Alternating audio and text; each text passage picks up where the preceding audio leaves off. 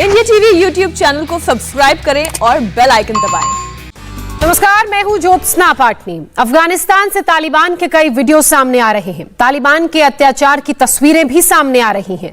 तालिबान भी अपनी image building की तमाम कोशिशें कर रहा है, लेकिन उन कोशिशों के बावजूद तालिबान का असली चेहरा क्या है? पर्दे के पीछे तालिबान का असली कमांडर कौन है? तालिबान को कमाई कहां से होती है? तालिबान को ट्रेनिंग कहां से मिलती है? ऐसे बहुत सारे सवाल सामने आ रहे हैं जिसके जवाब कभी तालिबान नहीं देता। लेकिन आज हम आपको बताएंगे तालिबान की संपूर्ण आतंकी कथा हमारी इस रिपोर्ट में। देखिए।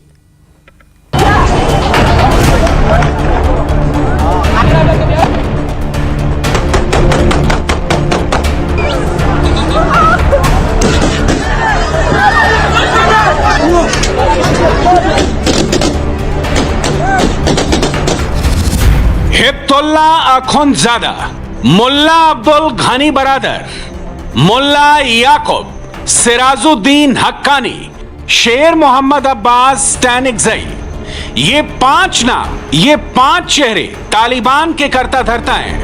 अफगानिस्तान में आज जो कुछ भी हो रहा है वो इनकी ही सोच है।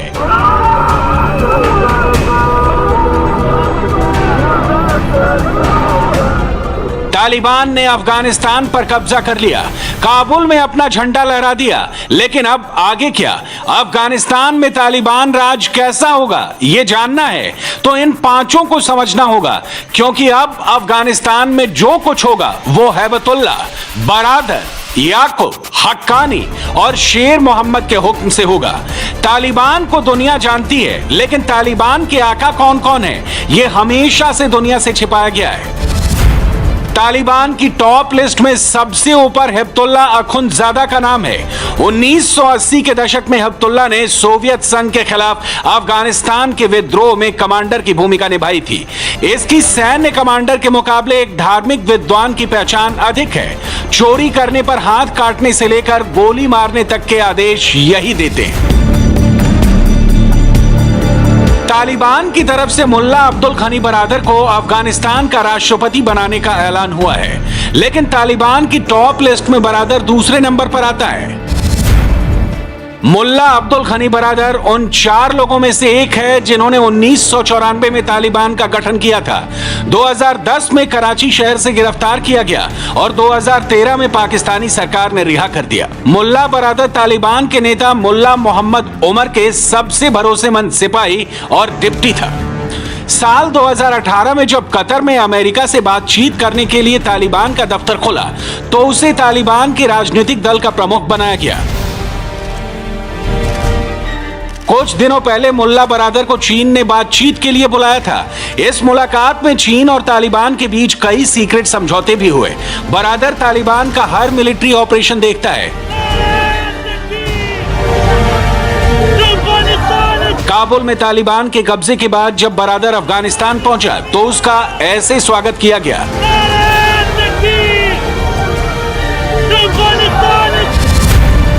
तीसरे नंबर पर मोहम्मद याकूब, तालिबान के संस्थापक मुल्ला मोहम्मद उमर का बेटा है। उम्र 30 से 35 साल और तालिबान के सैन्य अभियानों का प्रमुख है। तालिबान की जीत के पीछे याकूब का सैन्य प्लान बताया जाता है। चौथे नंबर पर है सिराजुद्दीन हक्कानी।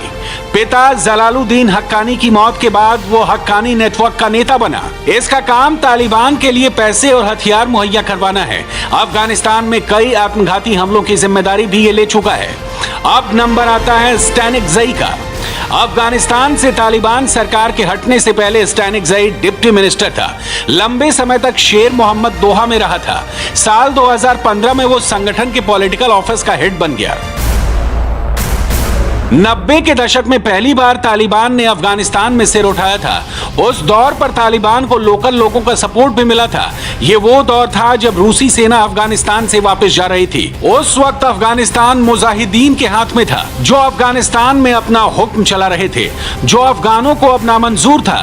तालिबान की शुरुआत पश्तो आंदोलन के तौर पर हुई थी। तालिबान की पहल पश्तो मदरसे से हुई। तालिब का अर्थ होता है छात्र और तालिबान यानी छात्रों का आंदोलन। इस आंदोलन में सुन्नी इस्लाम की कट्टर मान्यताओं का प्रचार किया जाता था, जिसके लिए बाकायदा सऊदी अरब से फंडिंग भी की जाती थी।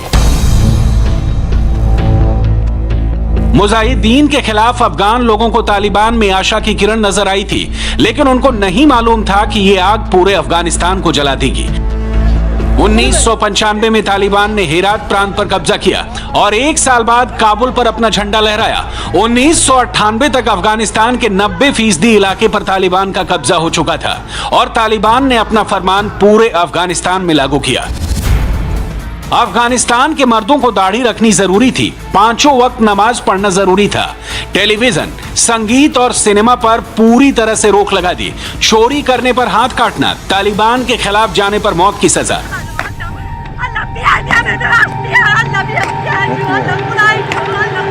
लेकिन तालिबान ने सबसे ज्यादा जुर्म महिलाओं, बच्चियों पर ढाया।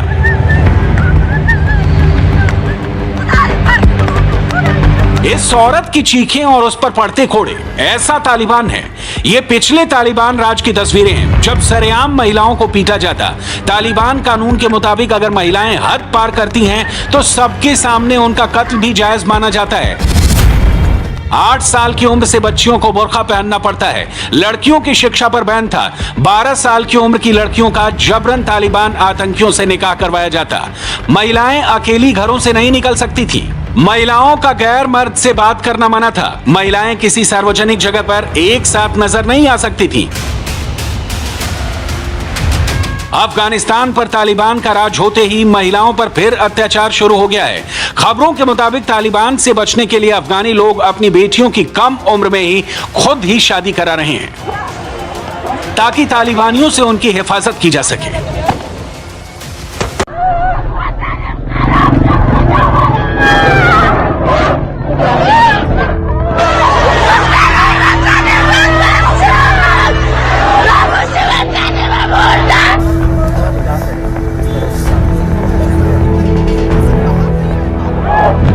ये चीख, ये दर्द, ये आंसू बता रहे हैं तालिबान इंसानियत के लिए कितना खतरनाक है। ये महिला रो रो कर, चिल्ला चिल्ला कर तालिबान की हैवानियत बता रही है। ये महिला किसी तरह से अपनी जान बचाकर ईरान पहुंची। तालिबान ने इसका घर, सब कुछ बर्बाद कर दिया है।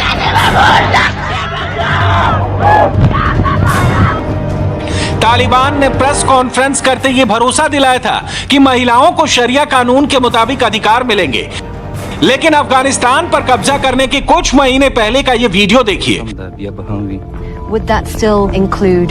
जिसमें जब महिलाओं के हक के बारे में तालिबान से सवाल पूछा गया तो वो कैसे हंसने लगे। क्या आप लोकतांत्रिक तरीके पर भरोसा करेंगे? लोगों को वोट देने का अधिकार होगा, महिलाओं को भी।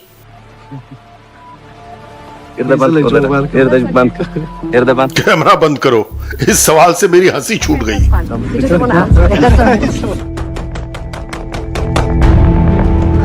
तालिबान का रवैया महिलाओं को लेकर न बदला था, न कभी बदलेगा। अब जरा इस तस्वीर को देखिए, जिसमें एक महिला खड़ी है, उसके सामने 3 तालिबानी हैं। इस महिला का नाम सकीना है, न्यूज रिपोर्टर है, तालिबान से सवाल पूछ रही थी। उल्टा तालिबान ने सकीना के कपड़ों को गैर इस्लामिक करार दे दिया। हाँ, एक बार बीच में खड़े आतंकी का हुलिया जरूर देख लीजिए।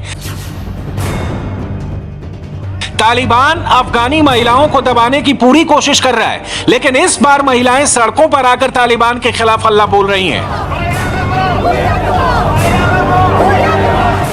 جوانانی زنم برای زخم بر تنم فقط با حکم بودنم که من زنم چو هم صدا شویم پا با پای هم رویم دست به دست هم دهیم و از ستم رها شویم। तालिबान ने अफगानिस्तान पर कब्जा करते ही लड़कियों के स्कूल बंद कर दिए, लेकिन दुनिया के सामने अपनी इमेज सुधारने के लिए तालिबान ने हेरात का एक स्कूल खुलवाया।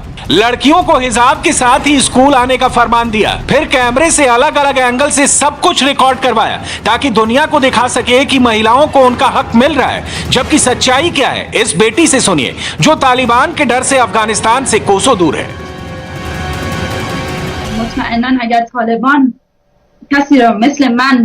मैं 23 साल की हूँ।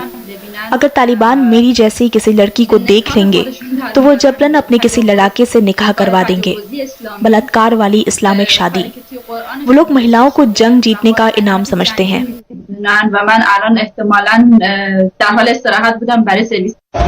अपने परिवार, अपने बच्चों की जान बचाने के लिए किसी तरह से लोग काबुल एयरपोर्ट के अंदर जाने की कोशिश कर रहे हैं, लेकिन उन पर तालिबानी आतंकी गोलियों से लेकर हैंड ग्रेनेड से हमला करने लगते हैं।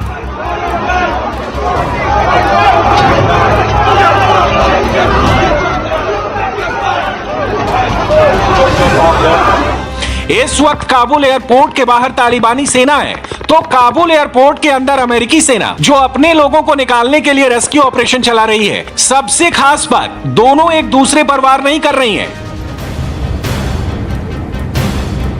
ये काबुल का एक लौता गुरुद्वारा है जहां पर तालिबान पहुंचे। कभी काबुल में 8-8 गुरुद्वारे थे, लेकिन अब सिर्फ एक ही बचा है। तालिबान ने गुरुद्वारा हर राय साहिब जाकर अल्पसंख्यक सिख और हिंदू लोगों से मुलाकात की, ये दिखाने की कोशिश की कि वो इस बार बदल चुका है।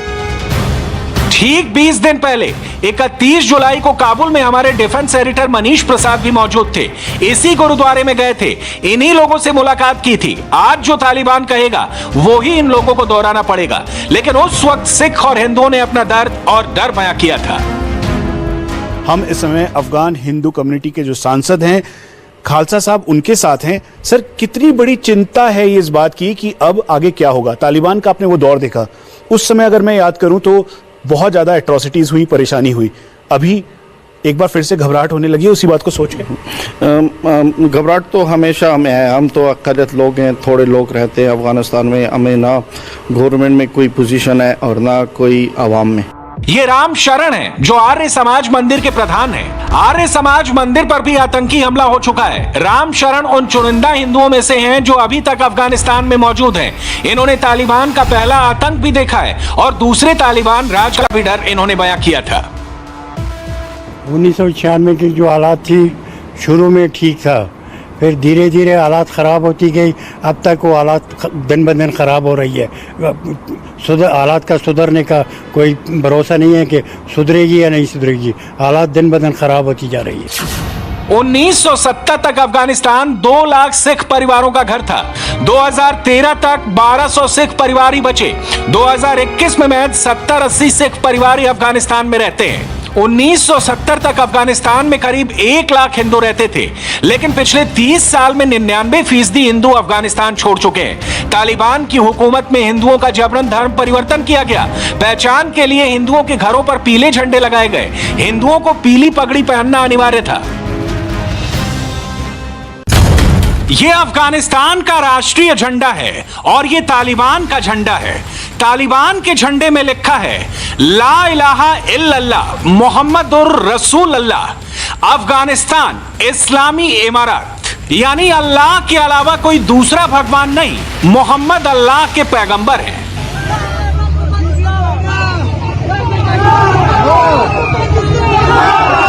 इस वक्त अफगानिस्तान में इन्हीं 2 झंडों के बीच में जंग जारी है। 19 अगस्त को अफगानिस्तान का स्वतंत्रता दिवस होता है। इस खास मौके पर अफगानिस्तान में जगह जगह लोगों ने अफगानी झंडे के साथ जुलूस निकाला।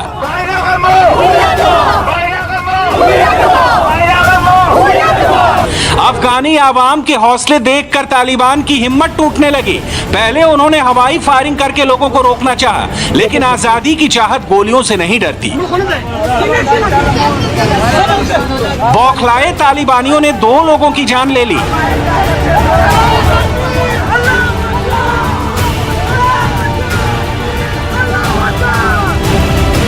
तालिबान इस बार बहुत मजबूत होकर आया और यहीं पर सवाल उठता है, आखिर 20 सालों तक सत्ता से दूर रहने के बाद, अमेरिकी बमों से तबाह होने के बाद तालिबान लौटा कैसे, और तालिबान के पास हथियार खरीदने के पैसे कहां से आते हैं। और फिलहाल वक्त हमारे लिए एक छोटे से ब्रेक का है। ब्रेक के उस पार देखिए भारी बारिश और ट्रैफिक जाम के बाद दिल्ली में कल का मौसम कैसा रहने वाला है। नमस्ते, मैं हूं मीनाक्षी जोशी। वीडियो और खबरों से अपडेट रहने के लिए India TV YouTube channel subscribe करें, बेल आइकन दबाना ना भूलें। जुड़े रहें इंडिया टीवी के साथ।